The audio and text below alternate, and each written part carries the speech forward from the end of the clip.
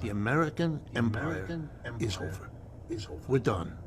We peaked about 12, 15 years ago, and we are on a down, and it's very hard for the American people, which I understand. I am one. It's hard to get your head around that. We've had a century on the way up, which is a lot more fun than on the way down. But it does happen to every empire. We're only the latest. Look at the British, how far they've fallen. We're in that process. So the problem with the trickle down is, there might be more jobs, but they're going to be created in China. They're going to be created in Brazil. They're going to be created in India. They're not created here. How do you compare this moment of slashing, particularly in the federal government, to, say, the 90s when Bill Clinton did something somewhat similar? Is this just a partisan disagreement, or are there substantive differences? No, again, and I know this is difficult for people to hear. This is a cut based on desperation. This is an economy that is indeed. We have the greatest level of corporate debt this country has ever seen, off the chart.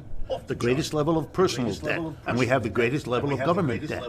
Our government debt is now trillions of dollars greater than our annual output. That was not the case in the 20th century. It is the case now. What you're seeing is desperation politics. The whole Trump phenomenon ought to say to you, wait a minute, these jerky moves that are out of whack. Right? In recent days, we have seen the decision of the Trump administration to kiss the war in Ukraine goodbye. We're not doing that no more because we can't afford it. We can't keep funding a war which, by the way, the West is losing, as anybody who pays attention knows. All of these things are signs of what? Of a country that is in trouble and is turning on its friends because it can to save itself. We're going to take over, we're going to get your energy for nothing. We're going to, make you build the wall, you in Mexico. Look what the genius in a way of Mr. Trump is that without understanding it, because clearly he doesn't, he feels in his own way, the way lots of people do, that there's something that necessitates going way beyond what has been done, because our need as a society is beginning to show up. Look, let me give you a simple example.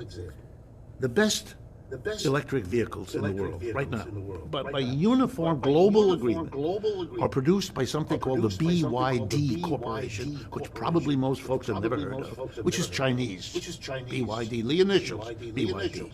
They make the best quality, cheapest electric car and truck. You don't see them anywhere in the United States. Why not? Because Mr. Trump put a 27% tariff on them, and Mr. Biden raised it to 100%. So